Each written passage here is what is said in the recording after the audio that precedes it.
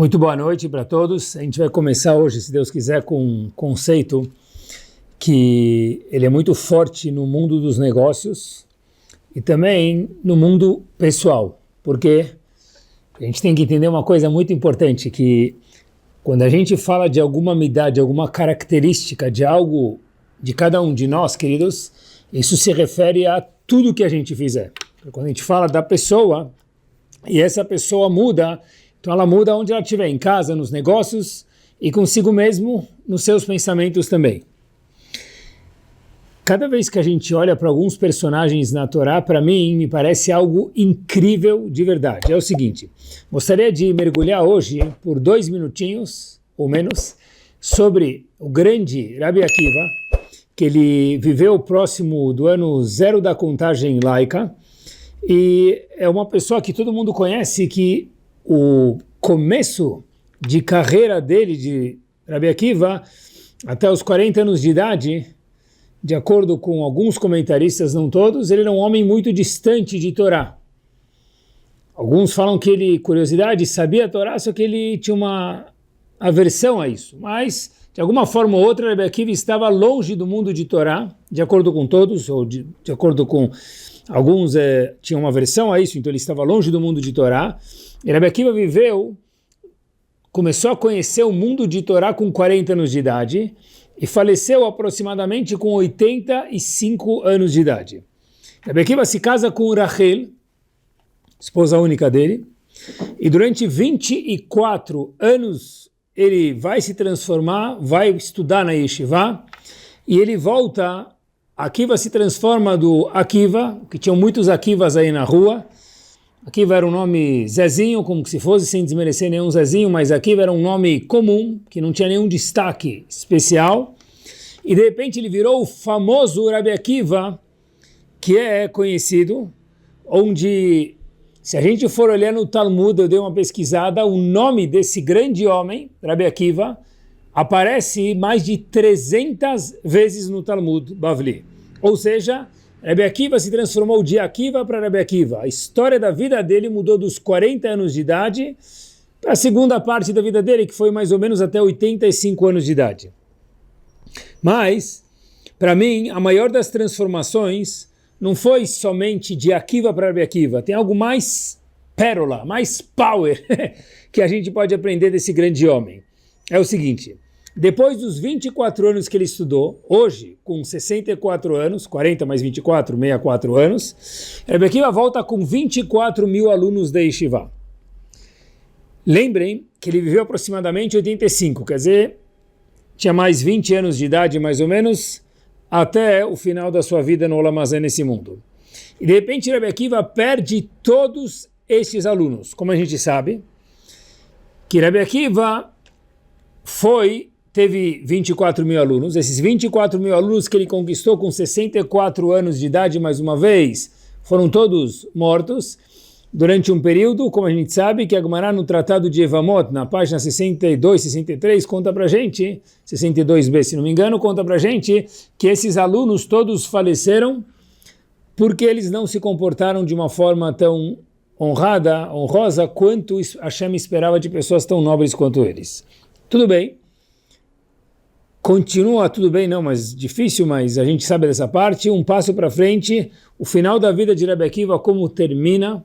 Rabi Akiva é um dos 10 mártires, chamado em hebraico Asara Arugei Malchut, que ele morre na mão dos romanos de forma muito trágica.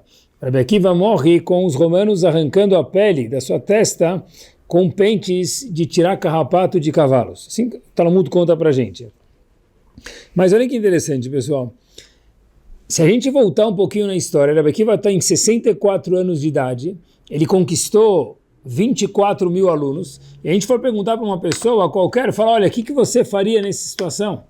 Tu fala, olha, depois de 24 mil alunos perdidos, 64 anos de idade, a pessoa pensaria muitas vezes se recomeça tudo de novo ou não, se vale a pena recomeçar, talvez não é para mim, talvez eu não sou a pessoa certa. E Rabi Akiva talvez tenha pensado isso ou não, a gente não sabe. Mas o que Rabi Akiva fez de fato foi que ele falou o seguinte, olha, ele podia ter dito eu tentei, Eu morei na pobreza com Rachel, minha esposa, eu morei no estábulo de cavalos, eu fiquei 24 anos longe de casa, eu perdi tudo. Os meus 24 alunos morreram, então isso é um simar minashamay, a gente diria, literalmente, porque Hashem matou os 24 mil alunos dele, falando, olha, esses 24 mil alunos não são fit para ser pessoas que vão passar a Torá. E se eles não são fit é porque Rabi Akiva, de alguma forma, de novo, sem julgar, mas o Talmud conta para a gente, no nível gigante dele, teve alguma coisa que não deu certo. E a gente vê que Rabi Akiva pegou e recomeçou tudo de novo. Com 64 anos de idade, lembrem que ele não viveu 200 anos, ele viveu 84, 85 anos de idade, recomeçou tudo de novo. Queria falar de mais um personagem, mas antes, pessoal, o que me mais pegou em Rabi Akiva não foi ele se transformado de Akiva para Rabi Akiva, isso é gigante. Foi depois que ele já virou Rabi Akiva e todas as ações da bolsa de Rabi Akiva caíram, a corporação de Rabi Akiva caiu porque ele perdeu todos os seus 24 mil alunos. Eu não sei se tem nenhum Rosh Yeshiva hoje que tem 24 mil alunos, eu acho que não. O maior Yeshiva do mundo, Leikud, Mir, tem 5 mil, 7 mil alunos, é muito, é demais, mas 24 mil é muito mais. Rabi Akiva perdeu tudo isso. E ele recomeçou. Leá, segunda personagem que eu queria abordar com vocês hoje, e última antes da gente ir para frente, no tópico do Shur, Leá passou por um mesmo caminho. Óbvio que Leá viveu muito antes de Rabi Akiva, mas ela passou mais ou menos pelo mesmo trajeto. Leá estava destinada a casar com Esav. Esav era o homem que estava destinado para ela. São duas irmãs gêmeas, Leá e Rachel, Leá a primeira, Rachel a segunda, e dois irmãos gêmeos, Esav e Yaakov. Então a primeira mais velha com o primeiro mais velho e a segunda com o segundo. No caso, Leá com Esav e Yaakov com Rachel. Leá dá um search no Google para entender quem é Esav. Ela pergunta para a inteligência artificial da época quem era Esav e descobre que esse homem tem não um passado ruim, um presente horrível. O que ela fez? No máximo, o que se faz? Fala, olha, tá bom, se esse é o homem que foi predestinado para mim, o máximo que eu posso fazer é escolher não casar com ele e ficar solteira a minha vida inteira. Isso já é tzadeket. Ela podia estar falando, tá, melhor casar com ele do que ficar abandonada. Depois eu vou fazer ele fazer tchuvá, vou dar um jeito. Essa podia escolher o segundo caminho também e falar, tá bom, vou ficar solteira, para não ter filhos ruins, casadas com esse homem, Esav. Ramim contam que ela não decidiu nem caminho 1, nem 2, nem casar com ele e nem ficar solteira. Ela falou, olha, que Leá, a Gemara conta pra gente, no Tratado de Baba Batra, que ela tinha rugas embaixo dos olhos. E a Gemara pergunta, mas por que a Torá conta isso pra gente? Não é estilo de cosmético, nem de beleza? Por que a Torá conta isso pra gente? A Gemara conta pra gente, fala que isso não é um downside de Leá, é um louvor dela. Porque, olhem que interessante, queridos, Leá teve as rugas embaixo dos seus olhos, por quê? Porque de tanto ela chorar para Hashem, de tanto ela pedir para Hashem, eu sei que esse é meu destino, mas muda por favor, eu não quero me casar com esse homem. Então, em vez de Leá casar com Esav, ela muda o destino e casa com Yaakov. Em vez dela ter Amalek como descendente, porque Esav casou com outras mulheres e ele teve Amalek como descendente direto dele, ela teve 6 filhos, Leá, casadas com Yaakov em vez de Esav mais uma vez, mais um chamado Diná, 7 filhos, ou seja, ela teve 7 filhos e sua ajudante Zilpá mais 2, Gad e Asher. Ou seja, Leá teve 9 filhos com Yaakov, ela e sua ajudante. Das 12 tribos, ela teve 9 filhos, sendo que uma menina, então ela teve 8 tribos e mais uma menina Diná. Pessoal, olhem que power, 9 de 13 filhos de Yaakov vieram de Leá. Not bad. Inclusive Levi, que daí vem todo mundo que trabalha no Bet HaMikdash, todos os Levim e Kohanim hoje, ou todo mundo que vai Bezrat Hashem em breve trabalhar no Bet HaMikdash, no templo, veio de Leá. O que Leá e Rabi Akiva tiveram em comum. Ambos tiveram uma onda, uma tempestade, um tsunami para derrubar eles. No caso de Leá, você está destinado a casar com Esav. E no caso de Rabi Akiva, você começou tudo com 40 anos de idade.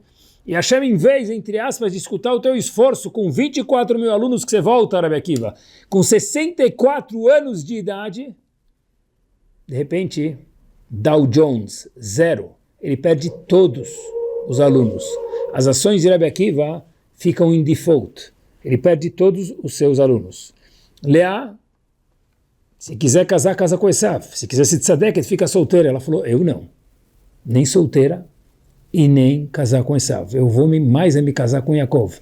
Ela faz tefilá, fica com a cara enrugada, pessoal. Tenta imaginar quanta tefilá essa mulher fez, quantas lágrimas ela fez. Depois de tudo isso, ela teve 9 de 13 filhos que Yaakov teve. E eu fiquei pensando comigo que às vezes, quando a gente tem uma onda nas nossas vidas, as ondas podem ter 2 efeitos com cada um de nós. Aprendi de Rabi Akiva e de Leá. Ou elas derrubam lo aleno a pessoa, e se a pessoa cair, levanta, porque faz parte cair às vezes. Mas no macro, ou a onda derruba a pessoa, ou pessoas grandes transformam a onda em uma oportunidade de surf, uma oportunidade de uma competição, uma oportunidade de vencer. Depende de nós. Sabe, quando a gente olha para o mundo, e como eu falei para vocês, quando a gente fala de midot, não é eu na sinagoga, também é muito importante. Não é eu na minha casa, também é muito importante. É eu no business, é eu em tudo. 1990 a 1997, famosa Apple, que ela era famosa na Torá, do pecado de Adam e Rishon, mas não é famosa não, porque lá não era maçã. Mas a primeira maçã famosa é a Apple, companhia Apple, que a gente sabe. E de 1900 a 1997, depois vocês procuram, famoso, se não é que fica agora, a Apple começou a ter uma queda assim gigante. E de repente, ela volta a crescer com a geração iPhone, iPad, and so on. Starbucks, um segundo exemplo. Famosa loja de cafés que a gente conhece hoje, cresceu num determinado período, ela começou a ter muita concorrência e quase quebrou. Só que, pessoal, olhem que curioso, tanto a Apple quanto a Starbucks quase quebraram. A onda quase inundou elas e fechou ambas empresas. Só que homens grandes, e óbvio que depende da Siyata Dishmai de Hashem, não desistiram, foram para frente, foram fiéis aos esforços deles e falaram, olha, se a onda veio para derrubar a gente, ela não vai conseguir. A onda veio para nos ensinar a surfar. Porque a gente sabe o que Apple é hoje, não preciso falar para vocês, e nem o que Starbucks é hoje. Mas podiam ter desistido, podia ter sido o Starbucks lojinha, um barzinho da esquina, e a Apple podia ter sido mais uma loja, mais uma corporação que cessou de existir como muitas outras. E olhem só que curioso, um passo adiante. Sará faleceu logo depois da Kedat Yitzhak. Pessoal, imaginem Avram Avinu. Avram Avinu passou 10 testes, o último dos testes é pega seu filho Yitzhak, que tem 37 anos de idade, você, Avraham, tem 137 anos de idade, e ele vai para Kedah, e ele escuta Hashem de forma fiel. Uau! Avram Avinu passa o 10º dos testes. Ele volta para casa para contar para a esposa, e de repente ele chega e ele vê que sua esposa faleceu. Avram Avinu nem teve tempo de se despedir dela. De repente, lembrem que Sará, mãe de Yitzhak, nem viu seu filho Yitzhak se casar. Isso é difícil para toda mãe, imagina, mais ainda uma mãe Yehudiá. Avram Avinu foi fazer a Kedah, ele volta em casa, acabou, agora eu terminei os 10 meus testes, e vê sua esposa falecida. Quando ele vai enterrar sua esposa Sará, pessoal, se a gente olhar na Parashá, Chaye Sará, que conta para a gente que Avram Avinu foi enterrar sua esposa Sará, acompanhem comigo, eu vou mencionar 2 vezes, mas acho que tem 5 vezes no comecinho, nos primeiros 15 psukim da Parashá. Vayakom Avraham el pnei meto. Avraham Avinu se levantou perante o falecido, a falecida no caso Sará, antes de enterrar ela. E em seguida Avraham Avinu compra o campo de Sará. Está escrito Vayakom Asadeu, o campo se levantou. E o Pasuk repete, se não me engano, os Psukim 5 ou 6 vezes Vayakom. E por que essa redundância no verso, pessoal? Que Avraham Avinu se levantou? Óbvio. Se ele foi enterrar Sará, ele teve que se levantar para enterrar Sará. Se tivesse sentado, ele não ia conseguir se locomover. O campo se levanta quando Sará vai ser enterrada. E a palavra vaiá, como se levantar, aparece 5 ou 6 vezes nesses primeiros 15 psukim de Parashat Chayei Sará. Olhem que power, pessoal. Por quê? Porque vaiá como se levantar. E Avraham Avinu tinha tudo para cair naquele momento. Depois que eu passo 10 testes, eu volto para minha casa, minha esposa faleceu? É essa a minha recompensa? Depois de matar o meu único filho, Hashem me pede, eu falo, ok. Eu volto para casa, eu nem me despedi da minha esposa e nunca mais, acabou, that's it. Não teve o final feliz de Hollywood. Pasuk repete para a gente em Chayei Sará, Vayakom, Vayakom, Vayakom, Vayakom. E ele levantou. Não que ele levantou fisicamente, porque é óbvio que se ele chegou daqui para lá, ele teve que se levantar. Talvez o Pasuk venha contar para a gente, pessoal, que Avraham Avinu soube ficar de cabeça levantada e não cair. Porque quando nós temos uma onda, e todo mundo tem ondas na vida, a gente tem 2 approaches. Um deles é se afundar e ficar embaixo da onda, e o approach que é mais difícil, e não é fácil em muitos momentos, a gente precisa de ajuda para isso, mas o approach correto que a Hashem espera da gente é, Habibi, eu estou te mandando essa onda para te transformar em um campeão de surf. E foi isso que Rabbi Akiva fez, foi isso que Leá fez, e foi isso que Avraham Avinu fez. Vayakom, Vayakom, Vayakom, Vayakom, Vayakom. E ele levantou, porque mesmo para Avraham Avinu não era fácil. Mas a Torá fala para a gente, ele soube ficar de pé. O mundo mudou depois do pecado de Adam Arishon. Quem incitou Adam Arishon a pecar? O Nahash, a cobra. A cobra incita Adam Arishon a pecar. Foi a primeira queda do mundo. A primeira nefilá, nofel, cair. Foi a primeira queda do mundo. O mundo, passou por um chacoalhão depois do pecado de Adam Arishon. O mundo teve que mudar os seus planos, recalculando. E de repente, qual é o castigo do Nahash, da cobra, que incitou Adam e Havá a pecarem? Pessoal, nem que power. A cobra que tinha pés, que caminhava, perdeu seus pés. A cobra ficou deitada no chão, e até hoje, quando a gente, que não veja, porque não é muito agradável, mas quando a gente sabe que uma cobra anda, ela se rasteja pelo chão. Inicialmente as cobras caminhavam, era igual um cachorro, igual uma girafa, as cobras tinham pés, eram quadrúpedes, e depois perderam os pés. Castigo do Adam Arishon. Por quê? Porque Hashem falou para a cobra, olha, o seu castigo, cobra, vai ser ficar deitada, nunca mais levantar. Avraham Avinu levantou. Rabbi Akiva levantou. Leá levantou. O maior castigo do mundo é a pessoa ficar, em português, como a gente fala, down. O castigo do Nahash, meus queridos, foi o quê? Olhem que power, pessoal. Ficar down o resto da vida. Você não vai mais ter a oportunidade de levantar Nahash. Esse foi o castigo que Hashem achou para o Nahash. Porque a maior brachá do mundo é levantar. E a maior klalá do mundo, que é o contrário de uma brachá, de uma bênção, é a pessoa ficar down. Hashem falou, eu vou te dar o maior castigo. Você nunca vai mais conseguir levantar. E o que Hashem fala para a gente é never give up. Nunca abra mão de quem? De nós mesmos. Nahash, você nunca mais vai conseguir. Chega, desiste. Porque eu, Hashem, desisti de você. Em contrapartida, quando Hashem foi inaugurar a casa dele, antes do pecado de Adam Arishon, o mundo inteiro é a casa de Hashem. Depois de centenas de anos, Hashem falou, eu vou voltar para o mundo. E Hashem construiu algo chamado Mishkan, o tabernáculo. Pessoal, olhem como as coisas se encaixam de forma maravilhosa. O tabernáculo, na verdade, Rahamim contam para a gente que Quando Moshe Rabbeinu foi inaugurar o tabernáculo, ele teve que desmontar e montar o tabernáculo durante 7 dias. Montava, desmontava, montava, desmontava. E a pergunta era, para que tanta musculação? O que adianta montar para desmontar e de repente monta e desmonta de novo? 7 dias. O que Moshe Rabbeinu fez? Montou e desmontou o Mishkan. Por quê? Estranho? Não. Hashem está mostrando para a gente, pessoal, que mesmo o Mishkan vai precisar passar por desmontar e montar. Se a gente se desmonta às vezes na vida, Hashem fala, ok, mas monta de novo. Não fiquem desmontados, não fiquemos nós desmontados, porque as ondas vêm para nos fazer surfar e não para afogar cada um de nós.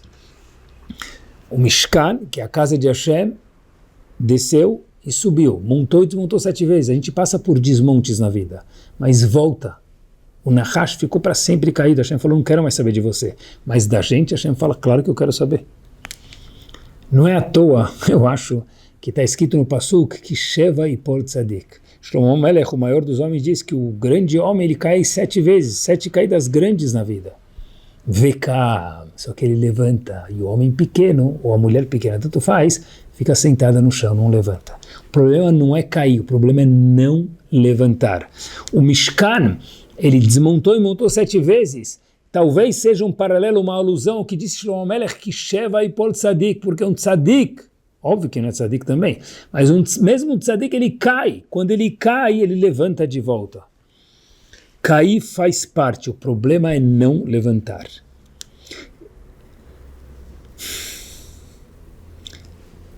Se a gente der um passeio no Tanakh, mas tudo bem, mas minha vida é difícil. Se a gente der um passeio no Tanakh, queridos, eu fiquei pensando, uma vez estava preparando uma sequência de shiurim, talvez uns 10 anos atrás, e durante as férias dei um mergulho sobre a vida de David HaMelech. Comecei a estudar já faz talvez 10, 15 anos atrás, um pouquinho melhor, um pouquinho, para aprender um pouco mais sobre David HaMelech. Esse homem foi rejeitado pelos irmãos. Tudo que eu estou falando para vocês está escrito no Tanakh. Não precisa nem dos Midrashim, está escrito na lata. De repente, Shaul era sogro de David HaMelech, persegue David HaMelech para matar ele. Mais para frente, David HaMelech tem que fugir para o deserto para não ser morto. Quantas guerras David HaMelech teve que fazer, quantas batalhas. De repente, o terceiro filho de David HaMelech, chamado Avshalom, se rebela contra seu pai e quer matar seu pai. Quer dizer, é uma dificuldade depois da outra, é uma coisa árdua depois da outra, meus queridos. Cada capítulo do Teilim, se a gente ler a tradução dele, a gente vê que é uma pancada atrás da outra. David HaMelech lamentando para Hashem, cantando para Hashem, contando essas dificuldades para Hashem, porque esse homem passou um sogro que queria matar ele, os irmãos rejeitavam ele, o seu filho se rebelou contra ele e queria matar ele também. O que esse homem fez? O que David HaMelech fez? A Gemara no Tratado de Brachot conta qual foi a reação de David HaMelech. Teve momentos muito, muito difíceis. Olhem o Teilim, olhem o Tanakh. David HaMelech, diz o Talmud do Tratado de Brachot, explicando um pasuk, Chatzot Laila Kum Leodot. No meio da noite, David HaMelech levantava para louvar Hashem. Por que justo no meio da noite? Porque se a gente pegar a noite e dividir ela em 2, ela vai começando a escurecer, escurece e depois, aí vem o dia, começa no processo de amanhecer. Chachamim contam para a gente, nossos sábios dizem que Hatzot, a metade, é exatamente o lugar mais escuro da noite, porque é onde terminou de escurecer o máximo possível e ainda não começou no momento muito delicado e devagar, o processo de trazer a clareza do dia seguinte. Hatzot Laila, metade do dia, Hashem conta para a gente que David HaMelech, Akum, ele levantava. Igual Avram Avinu, ele ficou de pé. David HaMelech falou, olha, se eu ficar para baixo, vão me derrubar. Hatzot Laila, o que David HaMelech fazia? Levantava. O levantar, pessoal, é que eu não vou deixar ninguém me derrubar. Vai ter momentos difíceis, disse David HaMelech, momentos que eu vou ter momentos de aperto, mas daqui ninguém me tira. Hatzot Laila Akum, eu vou levantar. Óbvio que ele vai levantar. Quer dizer, levantar. Se David HaMelech, se o Pasuk viesse contar para a gente que David HaMelech acordou, o fato que o Pasuk conta que ele começou a se mover, ou que ele louvou Hashem, é óbvio que ele teve que levantar. Por que o passuco fala akum, levantar? Talvez a explicação seja, como a gente falou de Avram Avinu, levantar quer dizer, não vou deixar, mesmo no momento mais difícil da noite, da minha vida, das minhas noites, nada vai me derrubar. Eu não vou para a geladeira comer 40 chocolates. Eu não vou tomar mais uma dose de uísque. Eu não vou procurar recursos para me enganar. Eu vou levantar de forma saudável. Procurar o que Hashem quer de mim. Eu vou me transformar num gigante. Foi isso que David HaMelech fez, que Rebbe Akiva fez, que Leá fez, que Avram Avinu fez, como a gente mencionou até agora. E vejam o resultado desses 4 homens e mulheres gigantes. A história se passa em 1720 na Ucrânia. Uma criança chamada Dov olhava para sua mãe, órfão de pai, olhava para sua mãe se balançar na cadeira de balanço. No final do dia, chegando cansada e dando todo o esforço do dia dela para pagar o melamed, o professor particular, que naquela época não tinha escolas, de Dov. Essa criança tinha 7 anos de idade, Dov tinha 7 anos de idade, e a mãe dele fazia do máximo para não mostrar a fatiga que ela tinha, mas era muito difícil, se esforçava muito para conseguir um sustento um pouquinho melhor, para que seu filho tivesse o melhor dos professores que havia na época. E quando Dov via a mãe dele à noite em casa, depois de um dia de estudo, ele falava, e a mãe de um dia exaustivo de trabalho, falava para a mãe, mãe, tudo vai dar certo. E a mãe fala, enquanto você está estudando, tudo já está dando certo. Um dia, ambos voltam para casa e de longe vêm chamas. Se aproxima um pouco mais e fala, não deve ser, mas talvez seja. E a cama e a casa, me permitam, o casebre, uma casa muito simples, do pequeno Dov e sua mãe, pegou fogo. E de repente Dov olha para sua mãe e fala, Ima, e deu a mão para ela, e viu que a mãe estava em situação difícil agora. Dov com 7 anos, vê sua mãe muito triste, dá um abraço nela, segura a mão forte da mãe dele. E a mãe dele diz para ele, olha, óbvio que eu estou triste, mas não triste tanto pela casa, é um pedaço de mim, eu estou triste pela casa, mas triste de verdade eu estou pelo seguinte, pequeno Dov, contando sua mãe para o seu filho, porque todas as noites eu sentava com você naquela cadeira de balanço e eu te contava uma historinha. E essa historinha do seu pai, do seu avô, do seu bisavô, para lembrar quem você era, que eram esses grandes homens que você nunca viu eles, nunca conheceu eles. Só que agora, depois que a casa pegou fogo, aquele livro pegou fogo e eu não tenho mais história para te contar. Pequeno Dov vira para sua mãe e diz, Kam! Ele levantou. Falou, mãe, se a gente perdeu o nosso Sefer HaYuchassim, o livro que conta dos nossos antepassados, aquele livro do Ihus, de quem eram os nossos antepassados, não se preocupa. E sua mãe fala assim, como não se preocupa?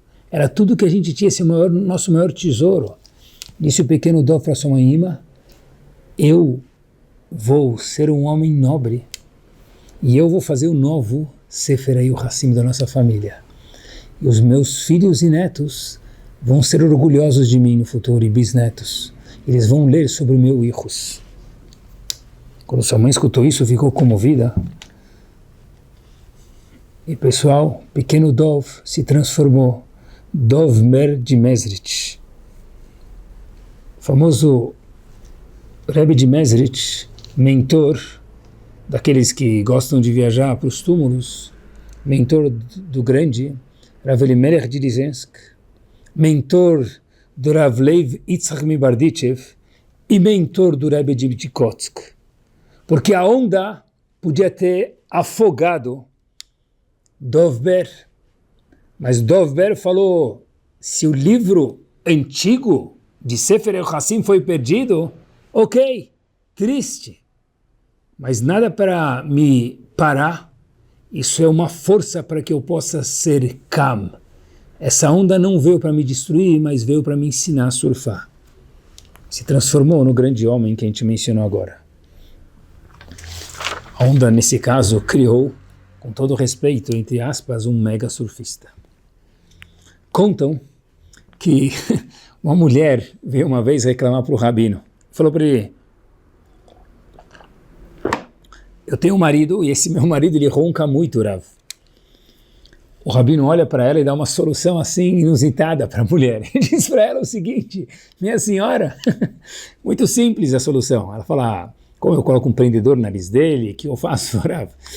Eu não sei, coloco um capuz na cabeça dele, eu deixo ele acordado a noite inteira, mando ele dormir na casa da mãe dele, como que eu faço?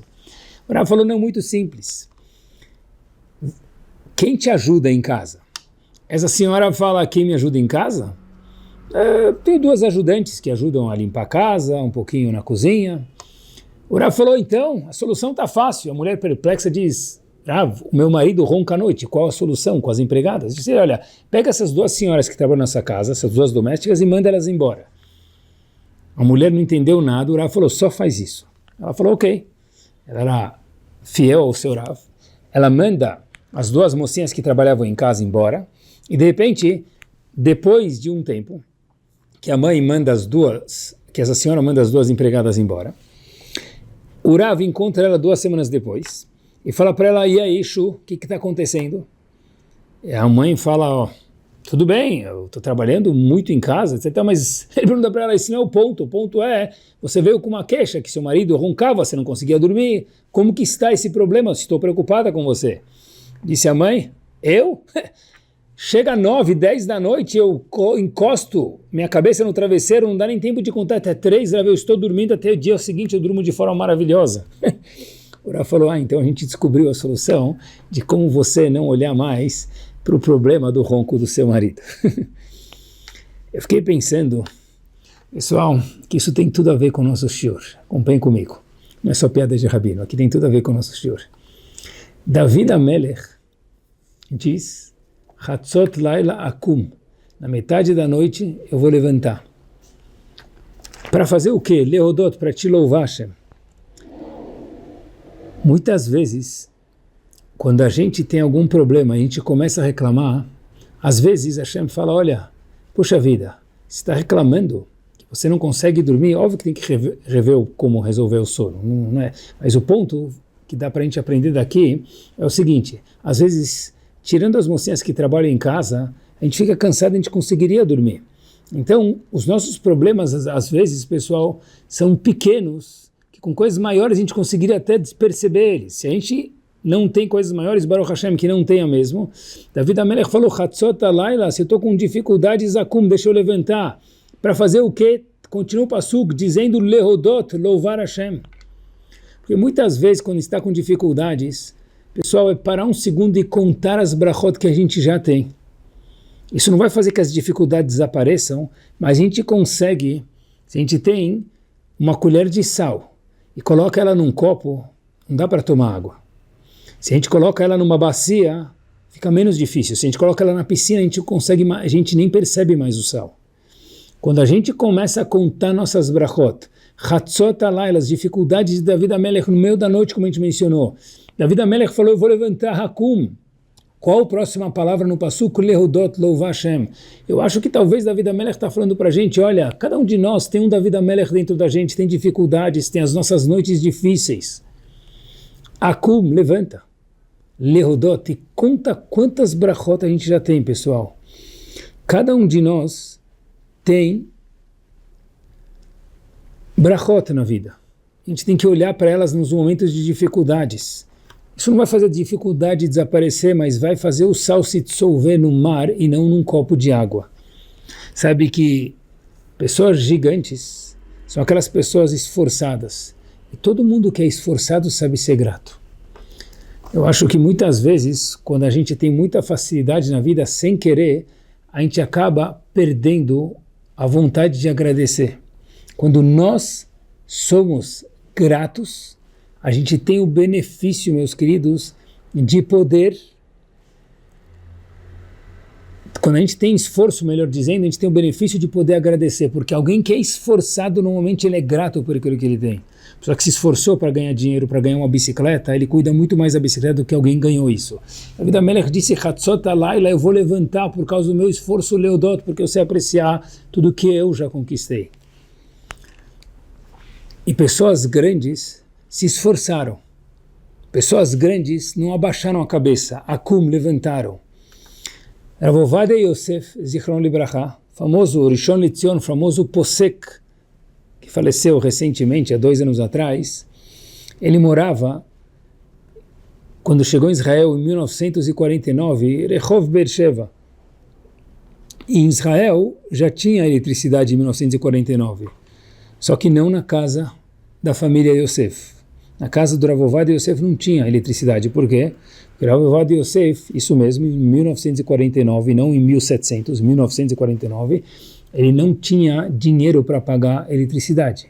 Rav Ovadia Yosef, ele estudava com luz, lâmpada de querosene, que não é muito agradável. Por isso que esse homem teve problemas de visão nos seus olhos e usou aquelas lentes escuras e grossas durante o resto de toda a sua vida.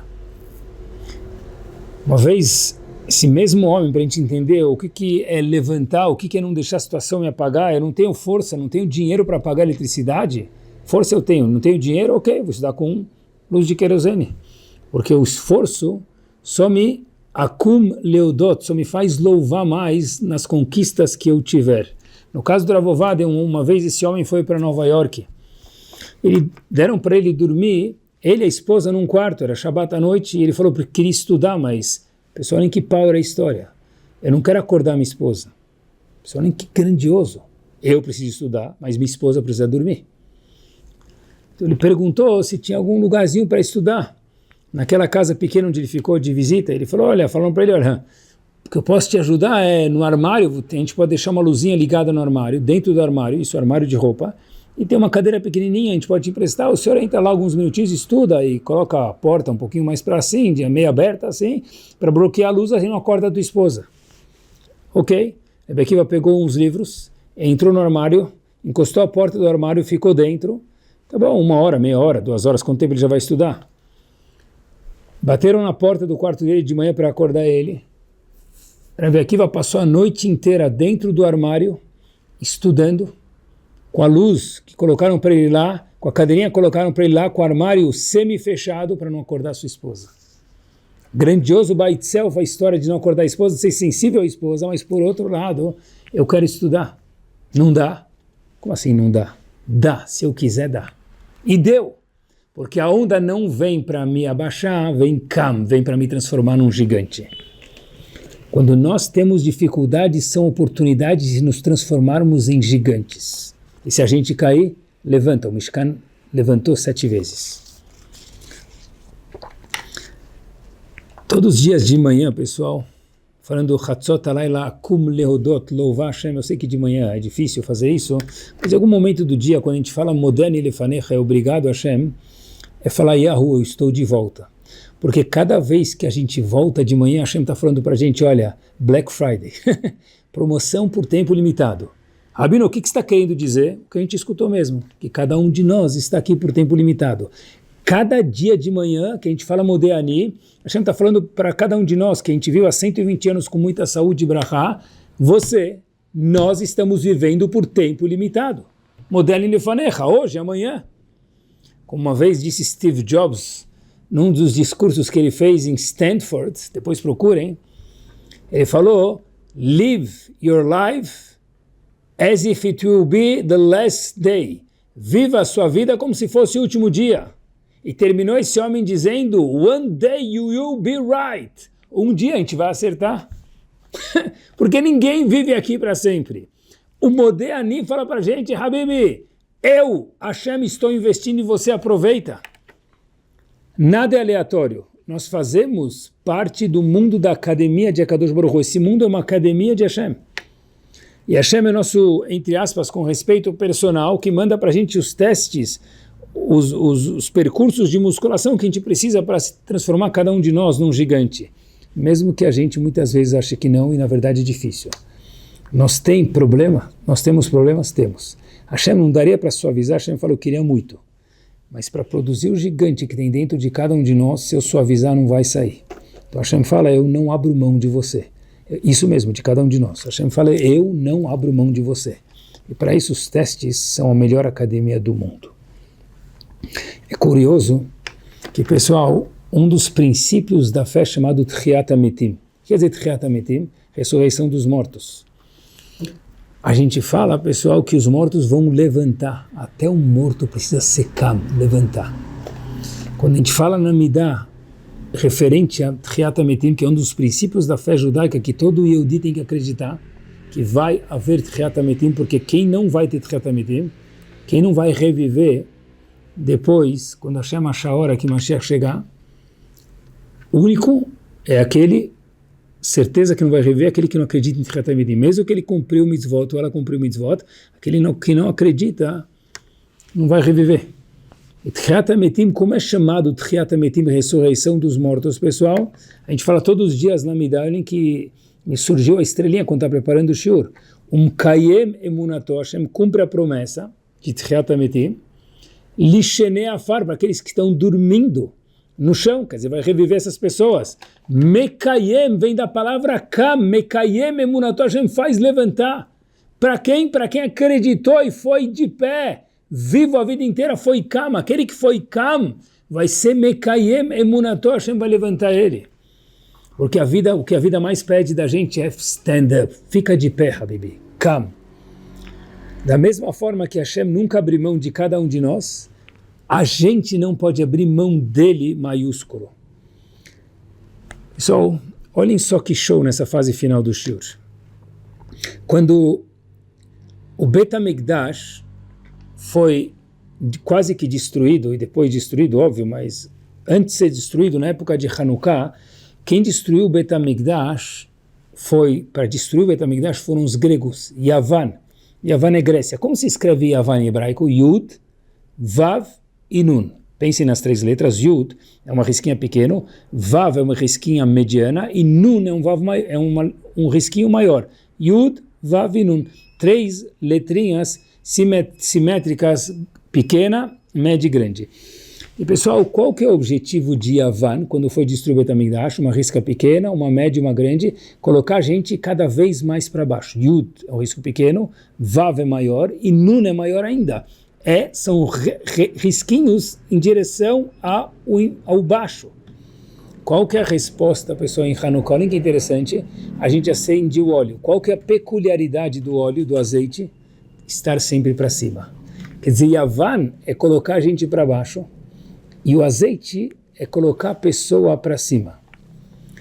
No mundo da Hassidut, eles contam para a gente, grandes rebes contam que o job maior do Yetzer Hara não é fazer a pessoa fazer haverá. O Yetzer Hara precisa ganhar salário no fim do mês, ele é muito inteligente, ele tenta todas as artimanhas possíveis. O maior job do Yetzer Hara não é fazer a pessoa fazer haverá, mas é o feeling, é o sentimento que a pessoa sente depois. Porque quando a pessoa sente down, baixo, deprê, etc., fala, acabou o jackpot, já fiquei milionário. Independente, porque essa pessoa nunca vai conseguir fazer mais nada na vida. E o nosso trabalho é sempre ser igual ao azeite, estar sempre em cima. Quando a gente está down, tudo fica down na vida da pessoa. E quando a pessoa está de bem com a vida, tudo, de verdade, tudo tem outro approach. Isso é verdade, sabe que no mundo da yoga, no mundo daí, tem uma teoria, eu nunca sabia se essa teoria é verdadeira, até que Baruch Hashem, eu encontrei no Beit HaLevi, o Rav de Brisk, que viveu no fim de 1800, começo de 1900, da dinastia de Brisk, o Beit HaLevi tem alguns capítulos sobre Emunah e Bitachon, sobre confiança em Hashem. Ele traz umas palavras lá fortíssimas no segundo capítulo, eu quero ler para vocês. Diz o Beit HaLevi, de alidei ze shechared adam, quando a pessoa tem medo, ele fica fraca, ele cai, como a gente falou, que é o contrário de kam, me'eize davar, de qualquer coisa. Velo boteach b'Hashem, ele não acredita em Hashem, ele ou ela, ze atzmo gorem lo sheinaten lefanav mokesh shelo haya klal. Isso faz com que a coisa aconteça com a pessoa. Eu já vi isso escrito no mundo, mas não sabia se era verdade. Quando a gente encontra na Torá, a gente sabe que é verdade. Disse o Beta Levi, o grande Rav de Brisk, quando a pessoa tem medo de algo, isso faz com que a coisa aconteça com a pessoa. Aquele que é cama, aquele que está ancorado com Hashem, ele não tem medo, isso protege com que alguma coisa que lo aleno tinha que acontecer com a pessoa não aconteça. E a pessoa que está com medo, ele está down, isso faz com que a coisa lo aleno aconteça com a pessoa. Isso é certificado por nossos grandes Chachamim. Ou seja, a gente precisa estar ancorado com Hashem. Porque uma pessoa que está bem, ele olha para tudo de forma sorridente. Uma pessoa que está mal, lo aleno, ele olha para tudo de forma down, triste. As ondas não vêm para nos afogar, as ondas vêm para nos deixar up. Eu vou terminar para vocês, pessoal, com uma história que não é hassídica, não é de Rav, mas é uma história que me marcou. Uma história muito forte. Havia, recente, um corredor espanhol chamado, um atleta, Ivan Fernandes. Nasceu em 1988, recente.